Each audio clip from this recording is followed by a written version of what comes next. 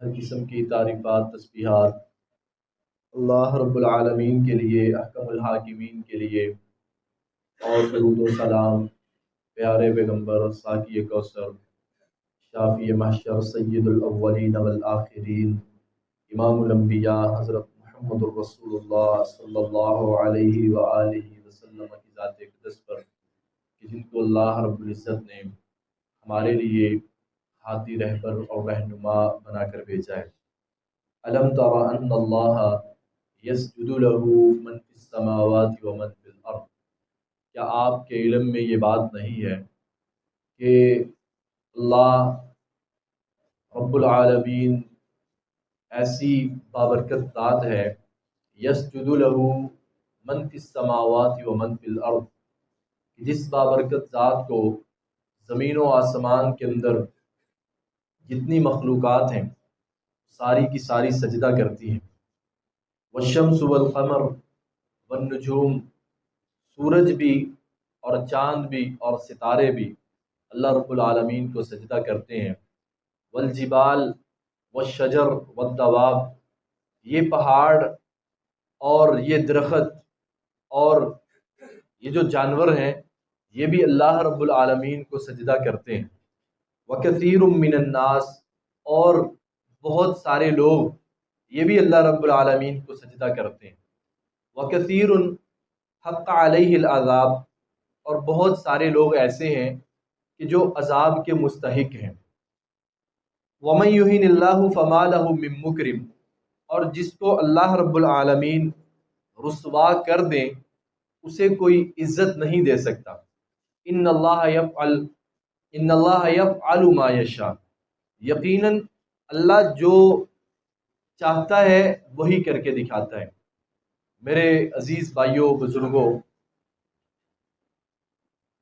یہ سورہ حج کی 18 نمبر آیت میں نے آپ کے سامنے اس کی تلاوت بھی کی، اس کا ترجمہ بھی کیا۔ اللہ رب العالمین نے سجدے کے متعلق جو ہے قرآن کے اندر بہت دفعہ ارشاد فرمایا ہے کہ اللہ تعالیٰ کو کون کون سی مخلوقات جو ہیں وہ سجدہ کرتی ہیں۔ کبھی فرمایا آسمانوں کے اندر جتنی مخلوقات ہیں وہ ساری سجدہ کرتی ہیں، زمین کے اندر جو مخلوقات ہیں وہ بھی اللہ رب العالمین کو سجدہ کرتی ہیں، پہاڑ بھی سجدہ کرتے ہیں، درخت بھی سجدہ کرتے ہیں۔ سجدہ جو ہے یہ ایک عظیم عمل ہے، ایک عظیم عبادت ہے۔ اللہ رب العالمین نے انسان کو نہایت خوبصورت شکل و صورت کے اندر بنایا ہے، اور اللہ رب العالمین کو جو اس کی پیدا کردہ مخلوق انسان ہے، سب سے زیادہ خوبصورت اگر کسی حالت میں لگتی ہے تو وہ سجدے کی حالت ہے۔ اللہ تعالیٰ نے بہت کچھ دیا انسان، بڑی نعمتیں دی ہیں انسان، بہت زیادہ نوازا ہے اللہ رب العالمین نے انسان کو، مگر یہ انسان اپنے خالق کی نظر میں، اپنے مالک کی نظر میں، اپنے پیدا کرنے والے رب العالمین کی نظر میں تب جا کر خوبصورت بنتا ہے جب یہ اس کے حضور سجدہ کرتا ہے۔ سجدہ جو ہے اللہ تعالیٰ قرآن مجید میں فرماتے ہیں کہ فاسجدوا للہ واعبدوہ، سجدہ جو ہے یہ بندگی کا ثبوت ہے۔ فاسجدوا للہ، اللہ کے حضور سجدہ کرو، واعبدوہ، اور اپنی بندگی کا ثبوت دو۔ اس کے بارے میں چند ایک احادیث اور 2-3 واقعات آپ بھائیوں کی خدمت میں پیش کرتا ہوں۔ آپ اندازہ کریں گے کہ یہ جو سجدہ ہے یہ اللہ رب العالمین کو کتنا پسندیدہ عمل ہے۔ اللہ کے سامنے جھک جانا، کوئی دین اسلام کے اندر کوئی عبادت ایسی نہیں ہے جس طرح کی عبادت اللہ کے حضور سجدہ کرنا ہے۔ سجدہ یہ واحد ایسی عبادت ہے، صحیح بخاری میں ہے کہ یہ ایسی عبادت ہے کہ انسان کے جتنے اعضاء ہیں اللہ کے سامنے جھکے ہوتے ہیں، اس کے دونوں پاؤں بھی زمین پر، دونوں گھٹنے بھی زمین پر، دونوں ہاتھ بھی زمین پر، اس کی پیشانی بھی زمین پر، اس کی ناک بھی زمین پر۔ مکمل طور پر انسان اپنے رب کے سامنے جھکا ہوا ہوتا ہے، اور یہ سب سے عظیم عبادت ہے۔ معدان بن ابی طلحہ، صحیح مسلم کی حدیث ہے، معدان بن ابی طلحہ نبی علیہ الصلوۃ والسلام کے آزاد کردہ غلام ثوبان ان کے پاس آئے رضی اللہ تعالیٰ عنہ، آ کر سوال کرتے ہیں کہ اے ثوبان، مجھے کوئی ایسا عمل بتلاؤ جو اللہ رب العالمین کو سب سے زیادہ محبوب ہو۔ تو حضرت ثوبان جو نبی علیہ السلام کے آزاد کردہ غلام تھے وہ خاموش ہو گئے۔ دوبارہ پھر سوال کیا کہ اے ثوبان، مجھے کوئی ایسا عمل بتلاؤ جو اللہ کے نزدیک سب سے زیادہ محبوب عمل ہو۔ وہ پھر خاموش ہو گئے۔ پھر تیسری مرتبہ سوال کیا کہ اے ثوبان، کوئی عمل بتلاؤ جو اللہ کو سب سے زیادہ محبوب ہو۔ تو ثوبان رضی اللہ عنہ پھر کہنے لگے کہ سمعت النبی صلی اللہ علیہ وآلہ وسلم، کہ میں نے نبی مکرم صلی اللہ علیہ وآلہ وسلم کو یہی سوال کیا تھا جو سوال آپ مجھ سے کر رہے ہیں۔ یہ سوال میں نے نبی علیہ الصلوۃ والسلام سے کیا تھا کہ یا رسول اللہ، مجھے وہ عمل بتلائیں جو آپ کو جو اللہ کے نزدیک سب سے زیادہ محبوب ہو۔ تو آپ نے فرمایا تھا کہ علیک کثرت السجود، اگر ایسا عمل اختیار کرنا چاہتے ہو جو اللہ کو سب سے زیادہ محبوب ہے تو پھر اپنے اوپر سجدوں کو لازم کر لو، یعنی کثرت کے ساتھ سجدے کیا کرو۔ اس سے بڑا عمل اللہ کو کوئی اور پسند نہیں ہے۔ سب سے زیادہ عمل اللہ کی ذات کو جو پسند ہے وہ سجدہ ہے۔ اور صحابی کہتے ہیں پھر اس کے بعد آپ نے ارشاد فرمایا فَإِنَّكَ لَا تَسْجُدُ لِلَّهِ سَجْدَةً إِلَّا رَفَعَكَ اللَّهُ بِهَا دَرَجَةً۔ اے ثوبان، جب تو اللہ کے سامنے ایک بھی سجدہ کرے گا، تیرے ایک سجدے کے ذریعے اللہ تیرا ایک درجہ بلند کر دے گا۔ ہر سجدے کے اوپر اللہ تعالیٰ ایک درجہ بلند کر دے، ہر سجدے کے اوپر۔ وَحَتَّى عَنْكَ بِهَا خَطِيئَةً، اور ایک سجدہ اے ثوبان جو تو اپنے رب کے سامنے کرے گا، اللہ اس کے ذریعے تیرا گناہ مٹا دے گا، گناہ مٹا دے گا، ختم کر دے گا، اللہ تیرے درجے بلند کر دے گا اللہ سجدے کے ذریعے۔ سجدہ یہ وہ عبادت ہے، صحیح بخاری کے اندر حدیث نمبر 806، رسول اللہ صلی اللہ علیہ وسلم نے ارشاد فرمایا قیامت کا دن جب لوگوں کی سفارش کر لیں گے، صدیقین سفارش کریں گے، شہداء سفارش کریں گے، حافظ قرآن سفارش کریں گے، انبیاء سفارش کریں گے۔ فرمایا جب تمام لوگ سفارش کر لیں گے تو اللہ تعالیٰ کو اپنے ان بندوں کے اوپر پھر ترس آئے گا جو اپنی غلطیوں کی وجہ سے، اپنی خطاؤں کی وجہ سے جہنم کے اندر ہوں گے۔ اللہ تعالیٰ ان پر رحم کھائیں گے اور اللہ تعالیٰ فرمائیں گے اب ان کو میں نکالتا ہوں جہنم سے۔ اب سب کی سفارش جو ہے وہ ختم ہوئی ہے، اب ان کو جہنم کی آگ سے میں نکالتا ہوں۔ اور حدیث کے الفاظ کیا ہیں کہ سجدہ جو ہے اس کے اندر وہ طاقت ہے کہ جہنم کی آگ بھی اس کا مقابلہ نہیں کر سکتی۔ سجدہ جو ہے اس کے اندر اللہ نے وہ طاقت رکھی ہوئی ہے کہ جہنم کی آگ، نبی علیہ الصلوۃ والسلام نے بیان فرمایا کہ یہ جو دنیا کی آگ ہے، ثم ضربت بالبحر مرتين، اللہ تعالیٰ نے جب اس کو پیدا کیا تو سمندر کے ساتھ اس کو 2 مرتبہ اس کو سمندر پر مار کر ٹھنڈا کیا تھا۔ آپ نے فرمایا اگر اس کو 2 مرتبہ سمندر کے اوپر مار کر ٹھنڈا نہ کیا جاتا، پوری دنیا کے اندر اس سے کوئی فائدہ حاصل نہ کر سکتا، ہر چیز کو یہ پگھلا کر رکھ دیتی۔ یہ دنیا کی آگ ہے، اور جہنم کی آگ 69 گنا اس سے زیادہ تیز ہے۔ رسول اللہ صلی اللہ علیہ وسلم نے فرمایا کہ اللہ تعالیٰ جب لوگوں کی سفارش کر لیں گے، اللہ تعالیٰ کو اپنے بندوں کے اوپر پھر ترس آئے گا جو اپنی غلطیوں کی وجہ سے، بدعمالیوں کی وجہ سے جہنم کے اندر ہوں گے۔ تو اللہ تعالیٰ فرشتوں کو حکم دیں گے کہ میرے ان بندوں کو جہنم کی آگ سے نکال لاؤ۔ فرشتے ان کو جائیں گے جہنم کی آگ سے نکالنے کے لیے۔ تو وہاں پر حدیث کے الفاظ ہیں، نبی علیہ الصلوۃ والسلام نے ارشاد فرمایا وحرم اللہ علی النار ان تأکل اثر السجود، اللہ تعالیٰ نے جہنم کی آگ کے اوپر حرام کر دی ہے، یعنی جہنم کی آگ کے اندر اتنی طاقت نہیں ہے کہ اس نشان کو مٹا سکے جو نشان بندے نے اپنے رب کے حضور سجدہ کر کے حاصل کیا ہے۔ جہنم کی آگ کے اندر اتنی طاقت ہی نہیں ہے کہ اس نشان کو وہ مٹا سکے، چیز ہے اس دنیا سے، وہ اس دنیا کی آگ سے 69 گنا زیادہ تیز ہے، مگر اس جہنم کی آگ کے اندر اتنی طاقت نہیں ہے کہ جو دنیا کے اندر رہتے ہوئے بندے نے اپنے رب کے حضور سجدہ کیا ہے، جو نشان اس کے جسم پر سجدے کی وجہ سے پڑا ہے، جہنم کی آگ میں یہ طاقت نہیں کہ اس نشان کو وہ ختم کر سکے۔ تو فرشتے جائیں گے جہنم کے اندر اور پھر وہ دیکھیں گے، وہ پہچانیں گے کہ جن لوگوں کے جو سجدے کے اعضاء ہیں، جن کو آگ نے پکڑا نہیں ہے، فرشتے ان کو لے کر جہنم سے باہر لے آئیں۔ تو میرے عزیز بھائیوں، یہ صرف اور صرف سجدے کی برکت ہے کہ جو انسان دنیا میں اللہ کو سجدہ کرتا ہے، اگر وہ اپنے برے اعمال کی وجہ سے، برے خاتمے کی وجہ سے اس دنیا سے چلا گیا ہے، اللہ تعالیٰ اس کو سجدے کے نشان کی وجہ سے اللہ جہنم سے بھی نکال لیں گے۔ یہ سجدے کی برکت ہے۔ قرآن مجید کے اندر اللہ رب العالمین نے 2 الفاظ کے اندر ایک آیت ارشاد فرمائی، اور اس میں کیا فرمایا کہ اللہ رب العالمین کی قربت کا جو ذریعہ ہے، سب سے بڑا اللہ کی قربت کا جو ذریعہ ہے، اور محمد الرسول اللہ صلی اللہ علیہ وسلم کی رفاقت کا جو سب سے بڑا ذریعہ ہے، وہ صرف اور صرف سجدہ ہے۔ سجدے کے ساتھ اللہ کا قرب ملے گا۔ یہ سجدہ جو ہے ایک سجدہ ایک قربت کی سیڑھی ہے جو اللہ کی طرف چڑھتی ہے۔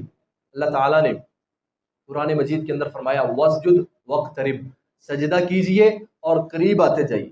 وَاسْجُدْ وَاقْتَرِب، سجدہ کرو اور قریب آ جاؤ۔ یہ سجدہ ایسی عبادت ہے جو بندے کو اللہ کے قریب کر دیتا ہے۔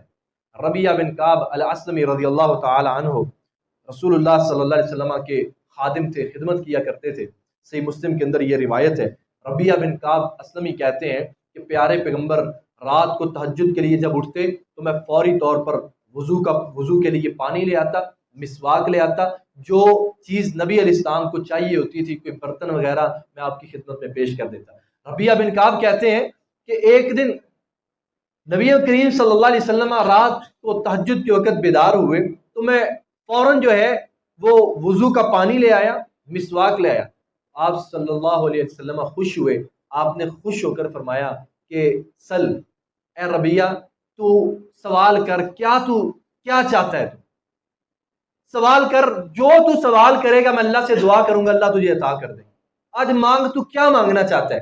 تو ربیعہ بن کعب الاسلمی کہتے ہیں کہ میں نے فوراً کہا اسألک مرافقتک فی الجنہ، اے اللہ کے نبی مجھے جنت میں آپ کی رفاقت چاہیے۔ آپ علیہ السلام نے فرمایا ابا غیر ذالک، اس کے علاوہ اور بھی کچھ چاہیے؟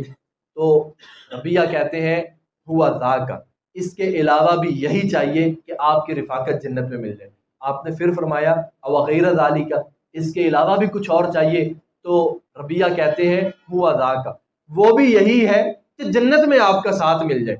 کتنی مرتبہ آپ صلی اللہ علیہ وسلم نے پوچھا اے ربیعہ بتاؤ اس کے علاوہ تمہیں کیا چاہیے، اس کے علاوہ تمہیں کیا چاہیے؟ ہوا ذاک ہوا ذاک ہوا ذاک، اس کے علاوہ بھی یہی خواہش ہے کہ یا رسول اللہ جنت میں آپ کا ساتھ مل جائے۔ تو نبی علیہ السلام نے ربیعہ سے فرمایا تھا کہ فَأَعِنِّي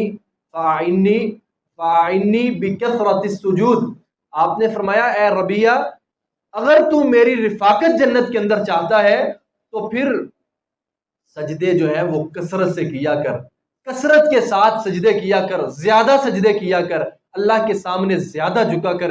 جتنا تو زیادہ جھکے گا اپنے آپ کو اللہ کے سامنے سجدہ کر کر کے اس قابل بنا لے کہ اللہ تجھے میری رفاقت عطا کر دے۔ تو اس حدیث سے کیا معلوم ہوتا ہے کہ جو انسان اللہ کے حضور زیادہ سجدہ کرتا ہے وہ قیامت کے دن محمد الرسول اللہ صلی اللہ علیہ وسلم کا ہمسایہ ہوگا، آپ کی رفاقت اس کو اللہ نصیب کریں گے۔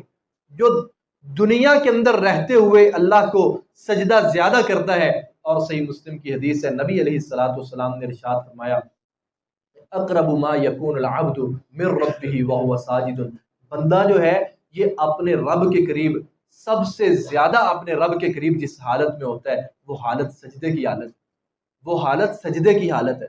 سچی بات ہے اس دنیا کے اندر سب سے بڑی 2 نعمتیں تھی، ایک اللہ کی ہے، ایک رسول اللہ صلی اللہ علیہ وسلم کی۔ اللہ رب العالمین کی محبت کا مل جانا، اللہ رب العالمین کی محبت کا مل جانا سب سے بڑی نعمت ہے، اور نبی کریم صلی اللہ علیہ وسلم کی اطاعت کا مل جانا، آپ کی رفاقت کا قیامت کے دن آپ کی رفاقت کا نصیب ہو جانا، یہ سب سے بڑی نعمتیں ہیں۔ مگر یہ حاصل کیسے ہوں گی؟ سجدے کے ساتھ۔ ان کو خاص کیا ہے سجدے کے ساتھ۔ اللہ کا قرب چاہیے تو سجدہ کیجیے، جہنم کی آگ سے پناہ چاہیے تو سجدہ کیجیے، اللہ کو راضی کرنا ہے تو سجدہ کیجیے، رسول اللہ صلی اللہ علیہ وسلم کی رفاقت چاہیے تو سجدہ کیجیے۔ صحیح مسلم کے اندر حدیث ہے، امام بخاری سے بخاری کے اندر لے کر آئے ہیں، نبی علیہ السلام نے فرمایا ان امتی یاتون یوم القیامت غرا محجلین، کہ میری امت جو ہے یہ قیامت کے دن آئے گی، ان کے وضو کے جو اعضاء ہیں وہ چمک رہے ہوں گے۔ امام ترمذی رحمہ اللہ نے اس حدیث کی وضاحت کی ہے کہ وضو کے جو اعضاء ہیں قیامت کے دن وہ چمک رہے ہوں گے، ان کے اندر وضو کے پانی کی وجہ سے چہرے کی چمک نہیں ہوگی، غرم من السجود، وضو کے پانی کی وجہ سے چہرے کی چمک نہیں ہوگی، باقی وضو کے جتنے یعنی ہاتھ جو ہے، بازو جو ہے، پاؤں جو ہے، یہ چمک رہے ہوں گے وضو کی وجہ سے۔ اور امام ترمذی رحمہ اللہ حدیث لے کر آئے ہیں غرم من السجود، انسان کے چہرے کو جو قیامت کے دن روشنی ملے گی، جو نور ملے گا، جو انسان کا چہرہ چمکے گا، وہ سجدے کی وجہ سے چمکے گا۔ غرم من السجود، یہ حدیث کے الفاظ، سجدے کی وجہ سے قیامت کا دن ہوگا کہ انسان کا چہرہ جو ہے وہ چمک رہا ہوگا۔ اور اللہ تعالیٰ نے قرآن مجید کے اندر فرمایا کہ وجوہ یومئذ مسفرہ، آج یہاں پر ہم جمع ہے، کسی کا دل کرتا ہے کہ کسی کے چہرے کے اوپر سیاہی ملی ہوئی ہو، اسی طرح وہ مسجد میں آگے بیٹھ جائے یا مجلس میں جا کے بیٹھ جائے یا بازار گھوم رہا اس کے چہرے پہ سیاہی ملی ہوئی ہو۔ اللہ تعالیٰ فرماتے ہیں وجوہ یومئذ مسفرہ، قیامت کا دن ہوگا کچھ چہرے جو ہیں یہ مسفرہ، یہ روشن ہوں گے، یہ تر و تازہ ہوں گے، ضاحکۃ مستبشرہ، یہ ہنس رہے ہوں گے، یہ مسکرا رہے ہوں گے، ووجوہ یومئذ علیہا غبرہ، اور قیامت کے دن ہوگا کچھ چہرے ہیں ان کے چہروں کے اوپر گرد و غبار ہوگا، ترہقھا قطرہ، ان کے چہروں کے اوپر ذلت ہوگی، سیاہی ہوگی، قطر ہوگا۔ اولئک ھم الکفرۃ الفجرہ، یہ بندہ کون ہے؟ یہ سجدے کا انکاری بندہ ہے، یہ فاجر بندہ ہے، یہ سجدے سے دور بھاگنے والا بندہ ہے، یہ اللہ کے حضور سجدہ نہیں کرتا تھا، جھکتا نہیں تھا، اللہ نے آج اس کے چہرے کو سیاہ کر دیا، اللہ نے آج اس کے چہرے کو کالا کر دیا ہے۔ میرے عزیز بھائیو، سجدہ جو ہے یہ کتنی بڑی نعمت ہے۔ صحیح مسلم کے اندر یہ حدیث ہے، حدیث نمبر 81 ہے۔ رسول اللہ صلی اللہ علیہ وسلم ارشاد فرماتے ہیں کہ ابن آدم جب قرآن مجید کی قرات کرتا ہے، تلاوت کرتا ہے اور سجدے کی آیات پڑھتا ہے اور سجدہ آتا ہے اور سجدے میں گر جاتا ہے، نبی علیہ السلام نے فرمایا کہ شیطان جو ہے وہ کیا کہتا ہے کہ مجھے سجدے کا حکم ملا، میں نے انکار کر دیا۔ ابن آدم کو سجدے کا حکم ملا، اس نے سجدہ کیا، فَأُمِرَ ابْنُ آدَمَ فَسَجَدَ فَلَهُ الْجَنَّةُ، ابن آدم کو سجدے کا حکم ملا، اس نے سجدہ کیا، تو شیطان کیا کہتا ہے؟ اب اس کے لیے جنت ہے۔ شیطان کو سجدے کا ادراک ہو گیا، وہ کہہ رہا ہے، نبی علیہ السلام فرماتے ہیں کہ جب انسان قرآن مجید کی تلاوت کرتا ہے، سجدے کی آیات آتی ہیں، انسان سجدے میں چلا جاتا ہے، تو شیطان جو ہے وہ کیا کہتا ہے؟ اُمِرَ ابْنُ آدَمَ فَسَجَدَ فَلَهُ الْجَنَّةُ، ابن آدم کو سجدے کا حکم ملا، اس نے سجدہ کیا، اس کے باپ نے سجدہ کیا، یہ جنت میں چلے گئے۔ اور شیطان کہتا ہے مجھے سجدے کا حکم ملا، مجھے سجدے کا حکم ملا، فَأَبَيْتُ وَعَصَيْتُ فَلِيَ النَّارُ، میں نے انکار کر دیا، فَأَبَيْتُ، میں نے انکار کیا، وَعَصَيْتُ، اور میں نے اپنے رب کی نافرمانی کی، فَلِيَ النَّارُ، اسی لیے میرے لیے فیصلہ ہوا ہے کہ مجھے جہنم کے اندر داخل کیا جائے۔ مجھے جہنم میں داخل کیوں کیا جائے گا؟ کیونکہ میں نے سجدے کا انکار کیا۔ اور اسی حدیث کے اندر ہے جو صحیح مسلم میں، نبی علیہ السلام فرماتے ہیں کہ جب ابن آدم سجدے میں جاتا ہے تو شیطان جو ہے وہ چیختا ہے، ثم اعتزل یبکی، شیطان جو ہے وہ الگ ہو جاتا ہے اور چیخنا چلانا شروع کر دیتا ہے، اور پھر یہ بات کہتا ہے کہ دیکھو اس کو سجدے کا حکم ہوا، اس نے سجدہ کیا اور اس کو جنت مل گئی ہے، اور مجھے سجدے کا حکم ہوا، میں نے انکار کر دیا، اللہ نے مجھے جنت سے محروم کر دیا۔ نبی علیہ السلام فرماتے ہیں، صحیح مسلم کی روایت ہے، آپ نے فرمایا شیطان سب سے زیادہ روتا، چیختا، چلاتا ہے تو انسان کے بندے کے سجدے سے۔ جب انسان سجدہ کرتا ہے تو شیطان جو ہے وہ سب سے زیادہ چیختا ہے، چلاتا ہے، اور نبی علیہ السلام نے فرمایا جب بندہ سجدہ کرتا ہے تو شیطان کی جو ناک ہے وہ مٹی میں مل جاتی ہے، وہ خاک آلود ہو جاتی ہے، وہ روتا ہے، وہ چیختا ہے، وہ چلاتا ہے، اس کا تکبر جو ہے وہ خاک میں مل جاتا ہے جب بندہ سجدہ کرتا ہے۔ اور جب بندہ سجدہ نہ کرے، شیطان کی ناک خاک میں ملے گی، شیطان کا تکبر ختم ہوگا، شیطان کو رونے کی ضرورت ہوگی۔ آج کا رونا دھونا ہوتا ہے، شیطان نے یہ کر دیا، وہ کر دیا، بلیم اس پہ لگا رہے ہوتے، کام سارے اپنے ہوتے، کام تو سارے ہمارے ہوتے ہیں نا۔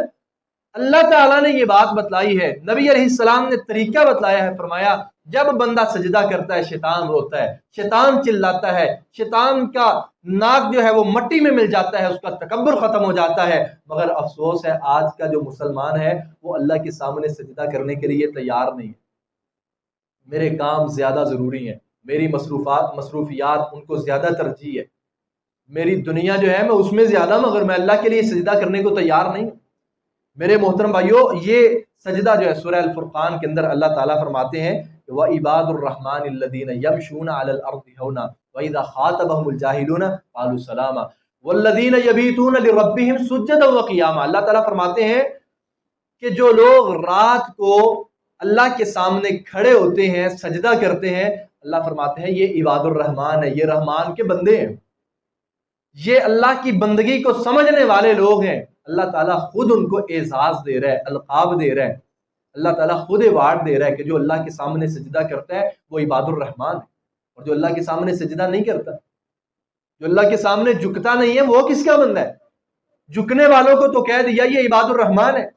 ایک حدیث کے اندر آتا ہے، صحیح بخاری کے اندر ہے، صحیح بخاری کے اندر ابو ذر غفاری رضی اللہ تعالیٰ عنہ کہتے ہیں کہ میں مسجد میں داخل ہوا، آپ صلی اللہ علیہ وسلم تشریف فرما تھے، سورج جو ہے وہ غروب ہو رہا تھا، تو جب سورج غروب ہو گیا ابو ذر کہتے ہیں کہ نبی علیہ السلام نے مجھ سے سوال کیا، آپ نے مجھ سے کہا کہ اے ابو ذر یہ بتاؤ یہ سورج جو ہے یہ غروب ہو کر کدھر چلا جاتا ہے؟ ابو ذر کہتے ہیں میں نے کہا اللہ و رسولہ عالم، یہ بات تو اللہ اور اس کے رسول ہی زیادہ بہتر جانتے ہیں، مجھے کیا پتا کہ سورج غروب ہو کر کدھر چلا جاتا ہے؟ تو نبی علیہ السلام نے ارشاد فرمایا کہ فَإِنَّهَا تَذْهَبُ تَسْتَأْذِنُ فِي السُّجُودِ۔ یہ غور کے ساتھ سمجھنے والی بات ہے، انسان کی اصلاح کے لیے اللہ کی قسم یہ جملہ جو رسول اللہ صلی اللہ علیہ وسلم نے ارشاد فرمایا یہ کافی ہے۔ آپ نے فرمایا اے ابو ذر یہ سورج غروب ہوا ہے اور فَإِنَّهَا تَذْهَبُ یہ سورج چلا جائے گا، تَسْتَأْذِنُ فِي السُّجُودِ یہ اللہ کے سامنے جا کے سجدہ کرے گا اور سجدے کے اندر جا کر اجازت طلب کرے گا، اور سجدے کے اندر اللہ اس کو اجازت دیں گے تو یہ طلوع ہوگا، طلوع ہوتا رہے گا۔ پھر آپ نے سورہ یاسین کی 38 نمبر آیت جو ہے وہ تلاوت فرمائی کہ وَالشَّمْسُ وَالْقَمَرُ تَجْرِي لِمُسْتَقَرٍّ لَهَا ذَلِكَ تَقْدِيرُ الْعَزِيزِ الْعَلِيمِ۔ پھر آپ نے فرمایا کہ جب ایک دن ایسا آئے گا کہ سورج غروب ہوگا، اللہ اس کو سجدے کی اجازت ہی نہیں دیں گے، یہ سجدے میں جانے لگے گا اللہ اس کو روک دیں گے، سجدے کی اجازت نہیں ہوگی۔ جس دن اس کو سجدے کی اجازت نہیں ہوگی اس کو پھر کہا جائے گا کہ جدھر سے آج آیا ہے ادھر سے ہی طلوع ہو جا، ادھر سے ہی آج نکل جدھر سے آج آیا ہے۔ حدیث کے اوپر غور کریں، اللہ تعالیٰ رسول اللہ صلی اللہ علیہ وسلم کیا فرماتے ہیں کہ سورج جو ہے وہ غروب ہونے کے بعد طلوع ہونے کے لیے سجدے کی اجازت مانگتا ہے۔ یا اس حدیث سے کیا سبق ملتا ہے کہ جو انسان سجدہ ختم کر دیتا ہے اس کا زوال جو ہے وہ اس کے اوپر واجب ہو چکا ہے، یعنی سجدہ جو بندہ نہیں کرتا، سورج جو ہے جب اس کو سجدے کی اجازت نہ دی جائے گی تو کیا ہوگا؟ زوال ہو جائے گا، قیامت آ جائے گی۔ تو اس جہان کا بقا جو ہے وہ سجدے کے اندر ہے، جب سجدہ ختم ہو جائے گا تو اس جہان کا، چاہے وہ پورا محلہ ہو، وہ ایک گھر ہو، وہ پوری آبادی ہو، وہ ایک تحصیل، جو بھی ہو، جن کے اندر سجدہ ختم ہو جائے گا اس بستی کے اندر زوال آ جائے گا، اس گھر کے اندر نحوست آ جائے گی، اس گھر کے اندر شیطان اپنا ڈیرا بنا لے گا۔ جس گھر کے اندر سجدہ اللہ کو کرنا ختم ہو جاتا ہے، میرے عزیز بھائیوں بہت زیادہ احادیث اور کچھ ایسے واقعات ہیں، آئندہ جمعے کے اندر انشاءاللہ بیان کریں گے کہ یہ سجدہ جو ہے یہ کتنا اہم ہے اور اس کی طاقت کتنی ہے۔ یہ دونوں چیزیں آئندہ جمعے کے اندر انشاءاللہ بیان کریں گے۔ ہم سب کی اصلاح کے لیے میرے عزیز بھائیوں یہی بات ہے۔ اللہ تعالیٰ نے سورہ حج کی آیت نمبر 18 جو شروع میں تلاوت کی تھی، آخر میں کیا فرمایا؟ وَمَن يُهِنِ اللَّهُ فَمَا لَهُ مِن مُكْرِمٍ، کہ اللہ کو ساری مخلوقات سجدہ کرتی ہیں، اور اینڈ پہ فرمایا کہ جسے اللہ رسوا کر دے اسے کوئی عزت نہیں دے سکتا۔ شروع میں تذکرہ سجدے کا ہے۔ اس قرآن کی آیت سے پتہ چلتا ہے جو بندہ اللہ کو سجدہ کرتا ہے وہ بندہ قابل عزت ہے، وہ اللہ کے ہاں بھی قابل عزت ہے، لوگوں کے ہاں بھی قابل عزت ہے، اور جو بندہ اللہ کو سجدہ نہیں کرتا اس کے اوپر رسوائی جو ہے اس کا مقدر بن چکی ہے۔ اللہ تعالیٰ سے دعا ہے اللہ تعالیٰ عمل کرنے کی توفیق عطا فرمائے۔ وآخر دعوانا الحمدللہ۔